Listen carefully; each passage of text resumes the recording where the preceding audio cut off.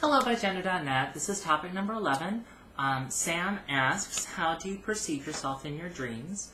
And there's a bonus question. I'll get to that in a second.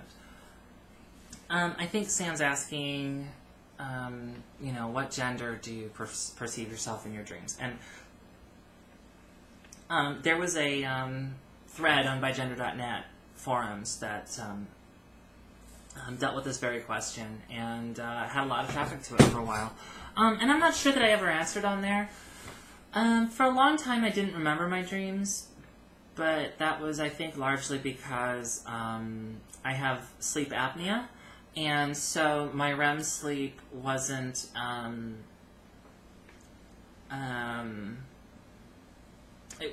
wasn't in REM sleep long enough to really remember my dreams or get enough rest. So when I got a CPAP machine, which is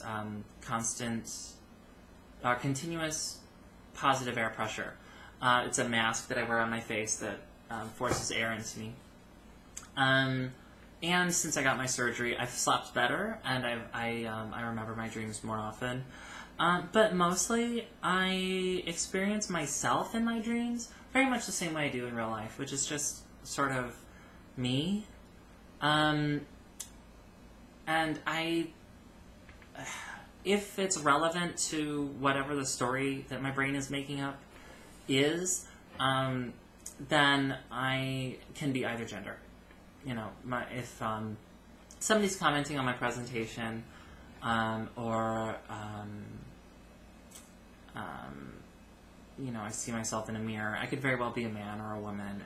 I don't really consistently dream myself one way or the other, which I think, I don't put a lot of weight on dreams. I think they're random synapses that are firing in your brain, trying to make sense of what it picked up during the day, and sort of order itself while it's resting. But I suspect that probably reflects well on me, on how I feel about my gender now, that I do show up either way. But, I do occasionally have a dream where my body is 100% male or 100% female, especially, now that I passed 2 years on estrogen just last week. So, my body is no longer 100% male, certainly not 100% female, at least according to standards that, we have allocated to males and females.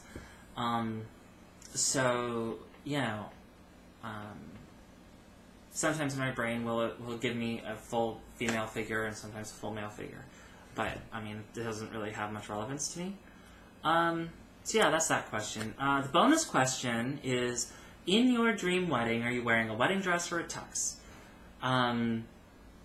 Note, this does not reflect the gender or attire of your potential partner. I either could be a bride and a groom, 2 brides or 2 grooms, or I will add, any combination of brides and or grooms in any number of people committing themselves to each other.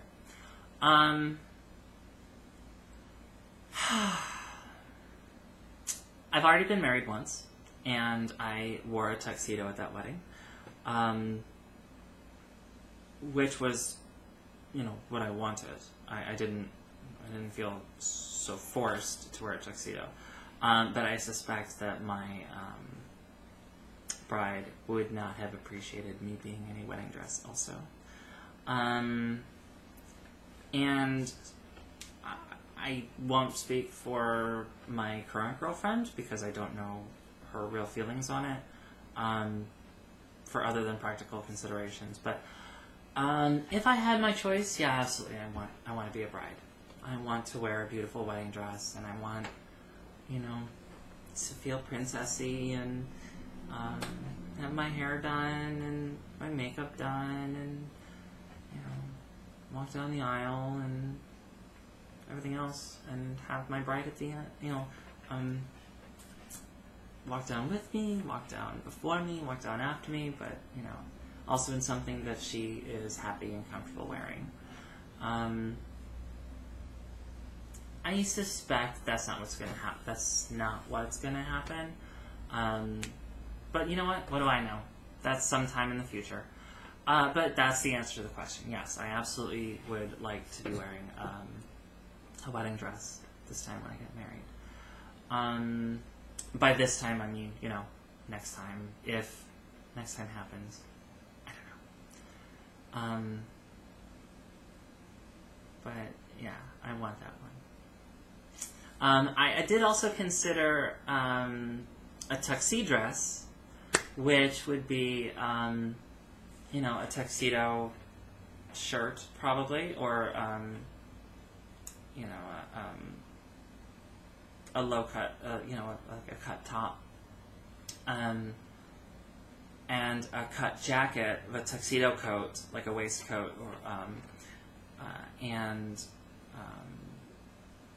a long skirt to go along to match, you know, the detailing on the bodice of the, either it's the bodice of the dress or the shirt, tuxedo shirt, you know, and just have that all fit together. So it's some combination of tuxedo and dress, which I think is also quite appropriate, and, you know, pretty for me. So, yeah, so that's the question. Oh, I forgot to answer Alex's bonus question from the last 2 weeks, from the two-part question, which was, it was city/metro, countryside, or suburbs, by which I assume he means, you know, are you from one of those, and or would you like to be living in one of those?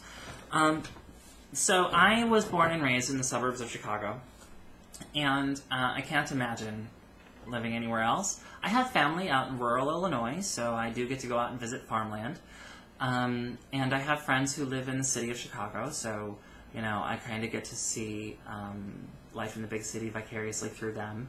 I worked downtown Chicago. I worked in downtown Chicago for 3.5 years. So, you know, I've seen the city employee life, or not city employee, but, you know, the city worker. Worker in the city? That's what I'm looking for. Because in Chicago, city worker means, you know, employee of the city. I don't know what it's like in other cities. But I don't want to live in a city because I like having a yard. And I don't want to live out in the country because I like having neighbors. So that's my answer. I'm a suburban girl. And next week is my question. I don't know what it's going to be yet, and so neither do my collaborators. If you haven't subscribed yet, please do so. And please consider subscribing to the individuals who collaborate. All of our channels can be found on our channel page, on the bigenderdotnet channel page, which is youtube.com/user/bigenderdotnet, which is all spelled out. Or you can, you know, click up here where it has our name. No, maybe it is over there. Wherever it is, click on it, and it'll take you to our channel page, and then you can find all of our individual channels. So, thank you for joining us again, and have a great week.